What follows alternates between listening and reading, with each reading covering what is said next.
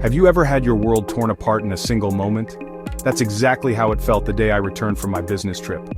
It was supposed to be a routine week, just another project out of town. I expected to walk in, grab a hug from my wife, maybe ask how her week was, and settle back into the usual rhythm of our lives. But that day, everything changed. It wasn't anything dramatic at first, just a simple text message. "We need to talk when you get home." I've gotten those kinds of texts before, we all have, usually it's nothing. But something about the tone of that message sent a chill down my spine. There was no smiley face, no "I love you," nothing to soften whatever it was she had to say. My mind immediately began to race with 1,000 questions I never thought I'd ask. Was she leaving me? Was she upset with me? Had I done something wrong? Or was it something far worse? I couldn't shake the feeling that whatever it was going to shatter everything I thought I knew. I walked into the house and the silence hit me first. She was sitting on the couch, her posture stiff, hands tightly clasped in her lap. The air between us felt thick, suffocating. She wasn't crying, she wasn't angry, she was distant, avoiding my gaze. "Hey," I said, trying to break the tension. She didn't respond at first, her eyes fixed on her lap, then slowly she looked up. I saw her face pale, the kind of pale that wasn't from tiredness, but from fear. Fear of what she had to say. I felt a pit in my stomach form as I watched her struggle to find the words. I need to tell you something. I've been unfaithful. For a moment time seemed to freeze, the room went silent, and I could feel my heartbeat in my throat. The words didn't register immediately, and when they finally did, they hit me with the force of a wrecking ball. I couldn't breathe.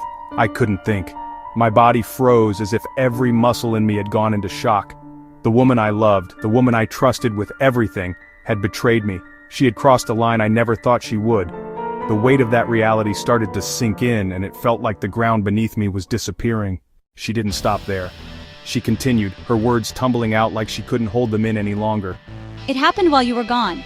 I didn't know what I was doing. I just felt lost. I was looking for something I couldn't find in myself, and then it just happened. I wanted to scream at her, to demand to know why, how, when, but my voice wouldn't work. Instead, all I could do was stand there in disbelief, trying to make sense of what she was saying. But her words didn't add up. There was something off, something she wasn't telling me. Her explanation sounded hollow, like a script she had rehearsed in her head. There was no genuine remorse in her voice, no deep regret. There was only a hint of guilt, but also a sense of distance, like she had already detached from the situation. "Why didn't you just tell me sooner? Why wait until now? Why let it go this far?" She looked at me, her face blank, avoiding my eyes. I didn't know how to tell you. I didn't want to lose you. But the truth hit me hard. It wasn't just about the affair. It was the lies, the secrecy, the betrayal. She had been living a double life for who knows how long. And I had no idea. Who was it? I couldn't even look her in the eye anymore. I don't even know how it started. It wasn't just one person. I've been seeing multiple people. Multiple people. The words echoed in my head. I was too stunned to react, too hurt to speak. My mind was spinning. The woman I had loved and trusted was not the person I thought she was. She wasn't the woman who told me everything, who shared every thought, every fear, every dream. She had been hiding a life from me, a life I didn't know existed. But there was more. She wasn't just confessing to a one-night mistake. She had been seeing people, more than one, in secret, over months, maybe longer. The lies were bigger than I could fathom. My stomach churned as the weight of it all pressed down on me. How could she have been capable of this? How could she betray me in this way? I felt completely helpless. But there was something else, something colder inside me, something I hadn't felt before. I stood there, numb, trying to process what she was saying. The words felt like they were echoing off the walls, but they weren't real. They couldn't be. She couldn't be telling me this, not the woman I had trusted with everything. "How long?" I finally asked, the words coming out like acid in my throat. "How long has this been going on?" Her silence spoke volumes, but she finally whispered, A few months. It started small, but I couldn't stop. The anger that had been bubbling up inside me burst like a dam breaking. I could feel it, rage filling every part of me. She didn't just cheat, she lied, she deceived, and she kept it going for months. And all the while, I had been blind to it. I walked away. Not because I couldn't handle it, but because I knew I couldn't just react in the moment. I needed to think, I needed to plan. My mind was clouded with emotions, but deep down, there was something else rising. A determination. I wasn't going to be her victim. I was going to make sure she faced the consequences of what she had done.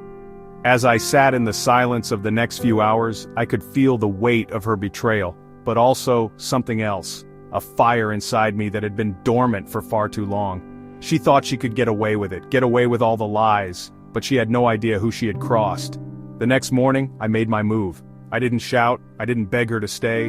Instead, I played it calm.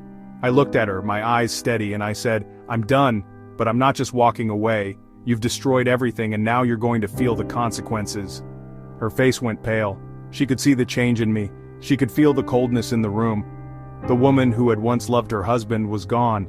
The man standing in front of her now was someone else. I reached out to the people she had been seeing, exposing everything, every secret, every lie brought to the light. She thought she could hide behind her affairs, but I made sure her world came crashing down. And when it did, she would know I was the one who had exposed it all. She lost everything in the process. It wasn't about revenge, though. It was about justice. I was no longer the victim. I was the one who took back control of my life. By the time I walked away for good, she had no answers, no excuses, and nothing left to hide. I was free. The life she had shattered was gone, and in its place was something stronger, someone stronger.